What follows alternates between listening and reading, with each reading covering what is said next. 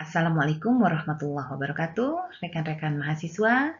Sehat selalu dan semangat untuk kembali menuntut ilmu.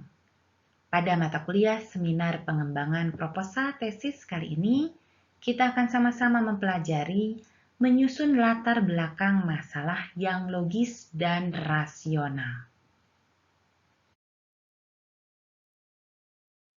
Banyak dijumpai pada latar belakang masalah dari satu penelitian diawali dari pembahasan yang luas terlebih dahulu, baru kemudian sedikit bahasan fokus pada judul yang diungkap atau pada masalah yang disajikan. Nah, ini pun sebenarnya saya pernah mengalami pula masalah yang sama seperti ini.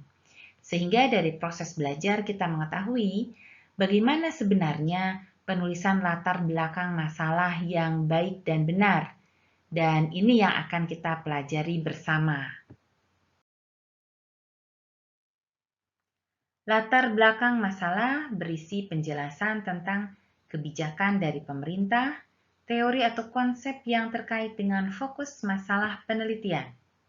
Latar belakang masalah juga menjelaskan adanya kesenjangan antara kebijakan dan teori dengan praktik yang terjadi di lapangan atau pada tataran empirik. Kemudian latar belakang masalah menjelaskan akar masalah yang akan diteliti. Fokus masalah didukung oleh hasil penelitian terdahulu tentang adanya masalah tersebut, baik dari artikel jurnal, tesis, atau disertasi. Fokus masalah juga harus aktual, krusial, dan meaningful untuk diteliti, serta perlu ada pemecahan masalahnya. Dari berbagai sumber bacaan, akhirnya disimpulkan bahwa susunan latar belakang masalah yang baik yaitu fokus pada masalah yang diangkat pada penelitian tersebut. Yang kedua, munculkan data atau fakta atau fenomena yang menguatkan masalah yang kemudian diteliti. Ketiga, bagaimana idealnya atau kesenjangan apa yang tampak. Yang keempat, di mana akan diteliti dan mengapa meneliti di tempat tersebut. Alasan memilih fokus penelitian dan ini adalah menjadi pembeda dari penelitian yang lain. Kemudian yang kelima adalah menguatkan pentingnya masalah ini untuk diteliti oleh para peneliti.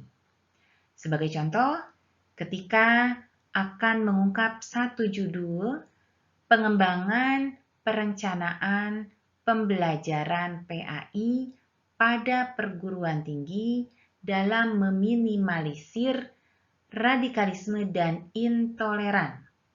Maka ketika kita melihat masalah yang diangkat dari penelitian atau dari judul tersebut adalah adanya intoleran atau radikalisme yang semakin marak. Nah, dari masalah ini kemudian diberikan satu opsi solusi yang ditawarkan oleh peneliti, yaitu dengan pengembangan perencanaan pembelajaran atau pengembangan model rencana pembelajaran yang akan dimuat dalam satu mata kuliah.